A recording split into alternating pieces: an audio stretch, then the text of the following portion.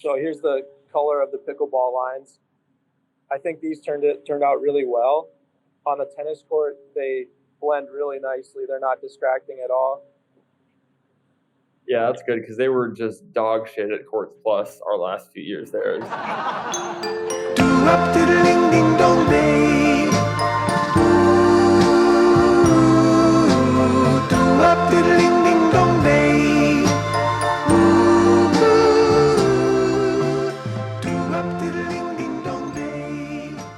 Do you think this is going good? Yeah, I think it is. I'm just like really excited to actually see it in person. I wish I could be there for like a tournament soon, but it's probably gonna be a while. But yeah, I don't know. Can I do an ad real quick? Yeah. All right. So, ad for today's interview with Erik. Special interview. Well, actually, it's an anti-ad. I reached out to Bubbler. I want to get a sponsorship for the D-Gen League in 2023. So I reached out. I'm not asking for any money or anything. I just want some bubblers. So asked for some bubblers, got denied. So sponsorship for today's video is LaCroix. If you're not with me, you're against me. Bubbler, you're against me. LaCroix all the way, baby, all the way. We welcome Erik Porter with TWI Interviews. Erik is a tennis staple in the Mandan tennis community, where he's the tournament director of the Bismarck Open, along with the summer tennis coordinator for the Mandan Park District. And then most recently, he's been helping out with the construction and direction of the Mandan Tennis Center. Erik, how's it going? Doing good. We are just a few hours away from our grand opening here at the tennis center, so it's pretty exciting and hectic and all kinds of fun. So yeah, massive news out there with the brand new tennis center. To give a little bit of an overview, it's a 6-court complex. 3 of those courts can be interchanged with pickleball, so it makes 10 pickleball courts. Is that right? Yep. And then you got 4 courts on the outside that are going to be pickleball only. Yep. So, is there anything else in the complex? Like, what else do you guys have to offer out there? Like, what's going on?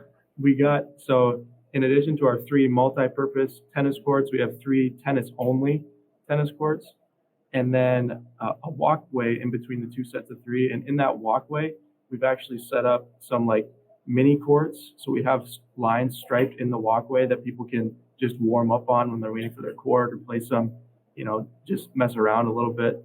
So that's going to be pretty cool. I think we could play some badminton on those courts. A lot of options for those too. How's the viewing going to be? Is there going to be some good viewing areas for potentially some tournaments and stuff? Yeah, I think so. We won't have anything like super elevated. Like if you think Gustavus, we won't have like a balcony or anything, but it is pretty nice having a walkway down the center so that you can see both sets of 3 at the same time. And maybe we'll roll out some of those, just like 3-row bleachers, things like that for viewing. And otherwise, it's going to be a lawn chair fest, pretty fun, like the Little League World Series or something like that. Yeah. So I'm kind of getting into my curiosity question. So, kind of explain your role and what you've kind of done with this direction of the tennis center. I know you've been working with your dad, and putting this along. Explain your role. Yeah, really just been involved in the coordinating, promoting, planning, things like that. Sort of just want to get it off to a good start. And so I feel like I had enough experience to sort of provide some knowledge and ideas, as well as some concrete, actually, this is what we're going to do for our youth programming, our adult programming, our adult leagues, things like that.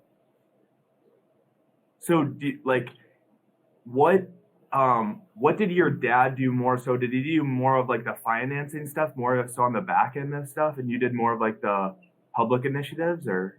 My dad did a bit of everything. It was, on the construction planning side of things, the tennis side of things.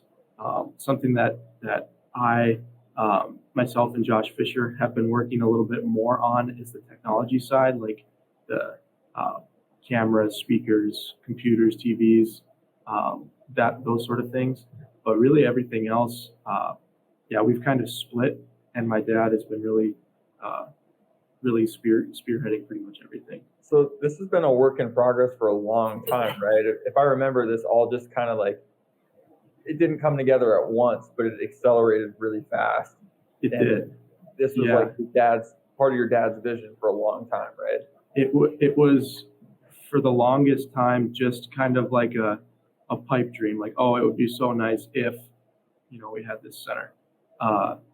And it really started probably, my dad was on the Mandan Park board for a long time, and so part of that role, you get these ideas and you have the chance to like offer them to the community. And no one really ever bit on it at that time. But I remember, 10 to 12 years ago, he was doing some research on, how we might get something like this. And then when he left the park board, it kind of, allowed him to explore some other options, which we eventually found the one that we did. Yeah. Good things take time. I think like that's kind of you have that thought and then probably eventually you get the opportunity. I'm sure at that time because you guys started building in 2022 or 2021? 2022, last summer, end of the summer, they started doing the groundwork and things, and then it really went fast after that. Yeah. I remember sitting in your guys' kitchen. I don't know if it was like the first news of this like actually happening, or if it was just your dad finally speaking to it in front of us. But a lot of excitement. It's been like really fun to watch this. I'm also like pumped to see the Cobber class of 2020 brick or whatever it is. Is that already there or any? Yeah, it's there. It's there. I'll show it to you after. Let's go. Yeah, I think what's been one of the more interesting things for me is just seeing the different ways we had planned it compared to what it actually is. Like, we went through a lot of iterations of sizes and court setups and locations and different options really that we could have done, and then seeing it now in real life is cool. It's cool how it all developed. So when you're talking about options for the courts and stuff like that and the iterations of what you can choose, how do you know those options? Are you just looking at different courts throughout the area, or is there someone you're talking to? How does that work? Yeah, it was a little bit of research just for, there's not a whole lot of indoor facilities to take inspiration from in our area, but we did like a couple of the outdoor complexes that had the 2 sets of 3 tennis courts. You think of like Legacy High School, the outdoor courts at Choice, Cheyenne High School before they added on. All of those are 2 sets of 3 courts with a walkway in between, and we really liked that and thought it would serve us well in an indoor center too. But that was not always the plan. A lot of our research was determined by the square feet that we could use. And so some of those, we were thinking, 2 sets of 2 or a single row of 4 or 5. And so it wasn't always 2 sets of 3, but that was one of the biggest, because layout is important. And so that was one of the biggest things we took our time on and researched a little bit to see, what would work best for us. So when you were looking at some of these iterations, were there any like upgrades or anything like that, or any like upgraded features that you chose for the club that you're like, yeah, we want this. Like this is gonna be sweet. Like we need to have this. Yes. You want to say hi? Where'd you get that? I bought it at Walmart. Let's go. There's the man himself. Yeah.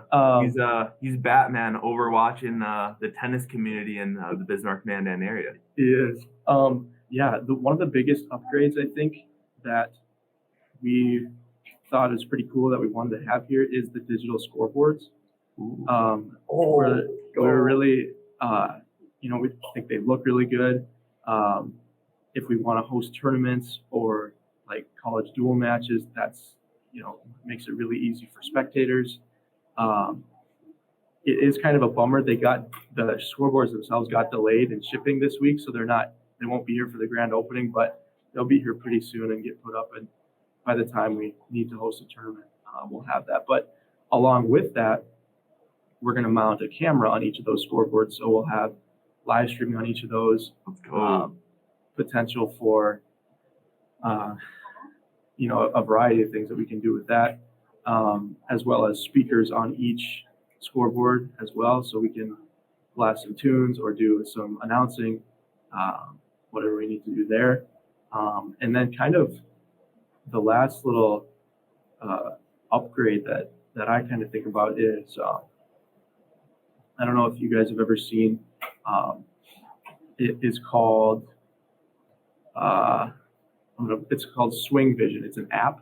Yeah, I know it's. And so we're going to buy some of their mounts and get like a facility membership or an affiliate membership, and encourage people that use our place to get memberships themselves, so that they can rent a mount and then do the video analysis themselves while they play, and then use it that way too.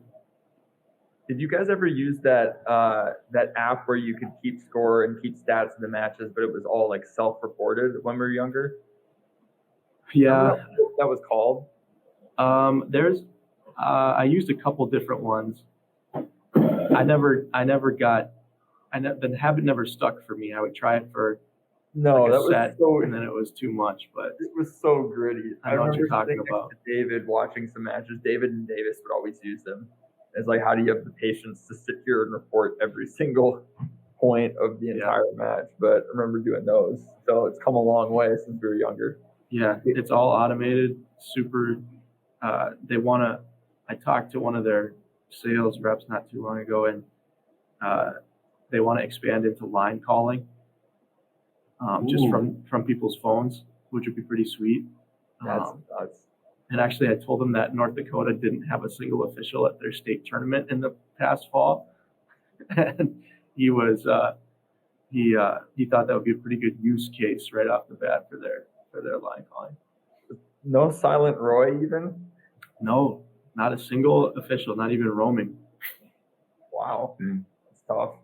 But that leads me into my next question. This has got to make the BM experience a front runner for the North Dakota State Tournament, having two court sites. You could split it up between consolation and main draw later in the tournament, or I guess early in the tournament after the first round, and make like a really like seamless experience with not a lot of like court waiting time. Yeah, we're hoping to. I think we're on the schedule for a few years down the road, maybe 3 or 4. But yeah, I mean, it will be definitely nice. We have 6 indoor here, 6 outdoor at Mandan Middle School, just down the road, basically 2 minutes away, and then 4 additional indoor, obviously at Capital Racket. So in the event that we need to do everything inside, like we usually do or occasionally do, we definitely could manage pretty well. So who talks to who when you're talking about like the state stuff and like, hey, in 4 years it could be here at this facility? Who's talking to who? The high school athletic directors have to submit a proposal to the High School Activities Association, because number one, the activities director has to be willing to be the manager of the tournament.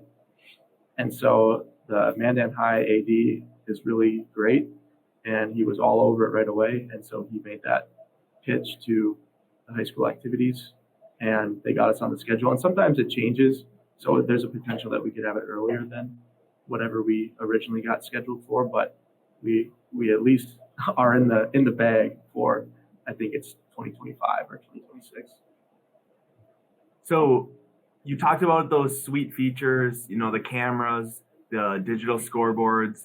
I remember you showed us the benches. There's some super nice benches that Everett's going to be able to sit on. So this stuff costs a lot of money.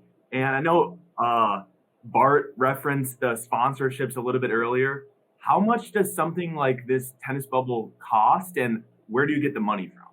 Yeah, it was a pretty kind of nice model or like structure that we came across to get this off the ground. So I'll go over the costs first. So just the bubble, like the dome itself, was 800,000. Okay, and that was that was the cheapest structure that we could find. Like if you do like traditional steel or whatever beam-based construction, that gets super expensive. There's like fabric structures that were a little bit more expensive, and so we settled on the dome. That came in 800,000, pretty reasonable given the other options that are out there. Then everything else, so like concrete, court surfacing, the building. How much does it take to surface a court? How much money or how much does it cost? I'm sorry. So I believe it's tricky because you have all the concrete work underneath and then the actual surfacing. So the surface itself was probably a couple $100,000, and then the concrete was, several hundred more thousand after that. So that, we kind of lump all of it into one big category aside from the dome. And so the rest of it, building, courts, everything else, plumbing, whatever, came in at 3.3 million. So a total of 4.1 for the whole project. Dang, that's crazy. Stuff can add up quite a bit. It adds up quick. Yeah, and so in terms of how we are financing it, my dad created this LLC called the Mandan Tennis Center, and that's who's taking the financial risk, I guess, for the facility. So nobody's paying for anything out of pocket. The facility is supposed to pay for itself, but the risk falls on the tennis center and by extension, my dad. And so once we created that LLC, we had the Mandan Park District take out the on the whole facility. And so since they're a government entity, nonprofit, they get a little better loan percentage or interest rate, I mean. And so they are the debt holders, but they don't pay off any of the debt. The tennis center pays off the park district. So that's what turned into a pretty neat structure, is that all of this is falling on this LLC that we've created. It's not any cost to the public or to the park district. It's hopefully going to pay for itself. And then the other piece, of course, is the sponsorships. And those came in. We did a really successful campaign. A lot of personal, like family donations, quite a few corporate donations. And I think our grand total was right around 700,000 that we got from those sponsorships. So that's a nice dent that takes a little bit of the risk away right off the bat for everything, really. Yeah. So when you're thinking of this idea and putting this bubble up, initially what I think of is, I live in Fargo Moorhead area. There's 7 courts, right? 7 courts in all of Fargo, and there's 250,000 people about in the area. Well, Bismarck Mandan, on the other hand, has 80,000 people in Bismarck, maybe 20,000 in Mandan, so about 100,000 people. So less people, there's going to be more courts out there, which is kind of a unique thing. So how do you know that there's going to be that demand and like that usage for this facility? What kind of market research, or did you do anything with that? Yeah, it's a good question. And I think the classic, really our biggest goal is to create new tennis and pickleball players. We don't want to just take the existing people and say, okay, wherever you were playing, now we want you to play here. We don't want, sure, you can play here once in a while and come see it and you're more than welcome, but we want those new players, because like you said, both, both of these racket sports communities are growing, but they're not big right now. So I think that's really our push is getting people in who weren't going to an indoor facility to play anything in the winter. That's really our target demographic. And so, to your question, is there enough demand as it currently stands? Maybe not, right?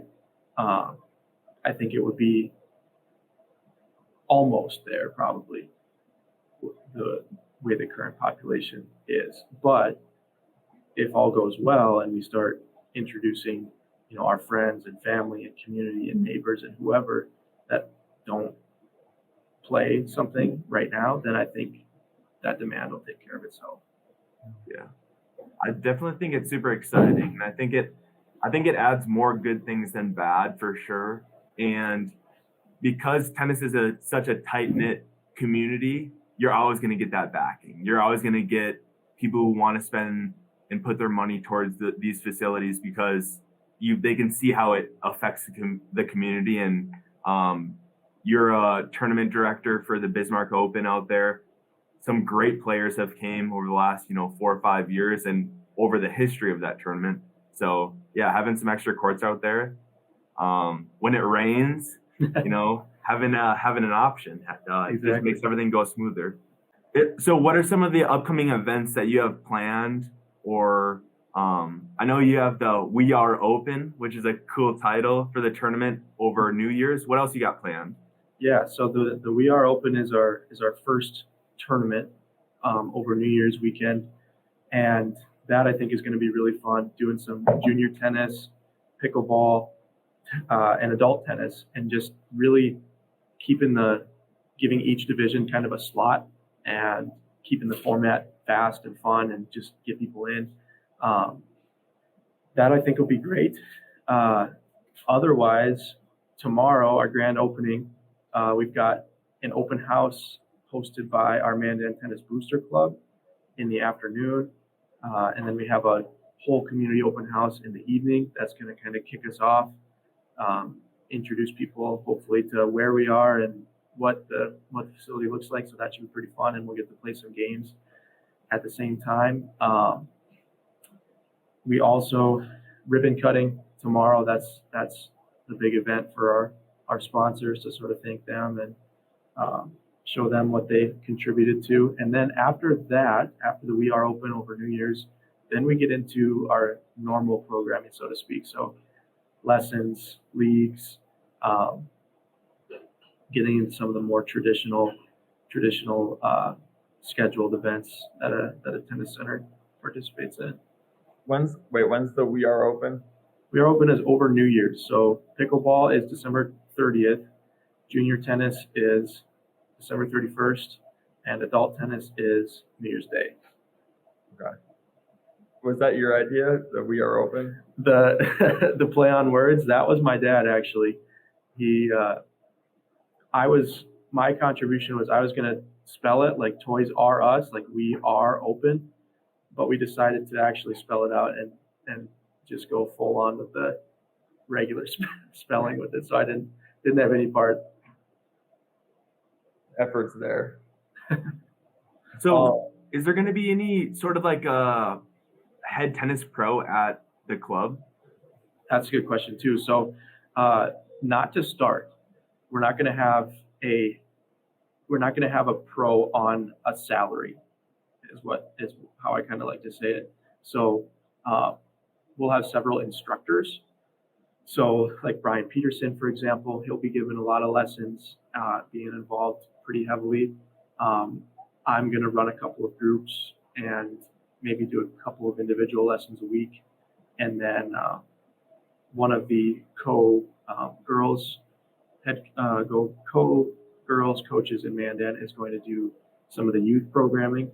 And so it's going to be a team effort. So we're not going to have a pro, so to speak, but we're going to have a lot of community members, people who know the game involved and working with kids. And we're still going to try and stay consistent in like the the curriculum, so to speak, that we are offering. And so I'll kind of be the I don't know, developer, creator of that part of it. But yeah, we're gonna tag team it for now and see down the line if there's enough demand that we have a full-time person doing it, then we'll see. I heard that Gannon's going to be helping out a little bit at the desk. Gannon will. He will. He is our.